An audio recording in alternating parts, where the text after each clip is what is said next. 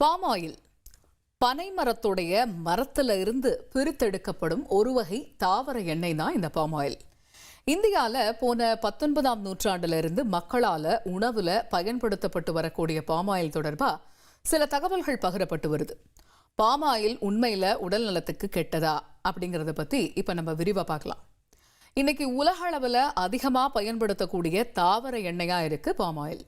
Chips, biscuits, சாக்லேட்ஸ்னு பெரும்பாலான packaged உணவுகளில் palm oil பயன்படுத்தப்படுது. சமீப காலமாக பாம் ஆயில் பற்றி ஆன்லைன் இன்ஃப்ளூயன்சர்ஸ் அதே போல பிரபலங்கள் இவங்க எல்லாருமே மோசமான கருத்துக்களை தெரிவிப்பதை பார்க்க முடியுது.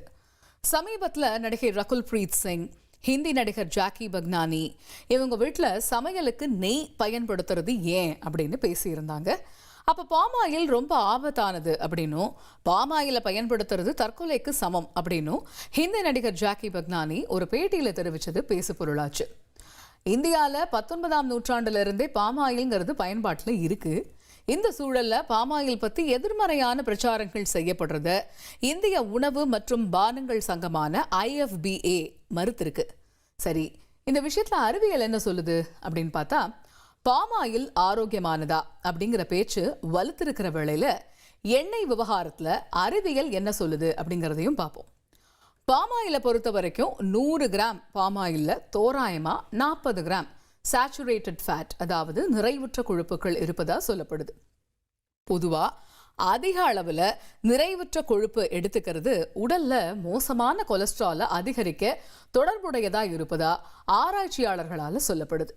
இப்படி மோசமான கொலஸ்ட்ரால் அதிகரிக்கிறது மாரடைப்பு, ஸ்ட்ரோக், டைப் 2 நீரிழிவு நோய் ஏற்படுத்தும் வாய்ப்பை அதிகரிக்குது அப்படின்னுமே ஆய்வுகளில் சுட்டி காட்டப்படுது. இதுவே கடுகெண்ணெய், சூரியகாந்தி எண்ணெய்களில் அந்த சேச்சுரேட்டட் ஃபேட் இருக்கு இல்லையா, நிறைவுற்ற கொழுப்பு, இது குறைவாக இருக்கு அப்படின்னுமே சுட்டி காட்டப்படுது.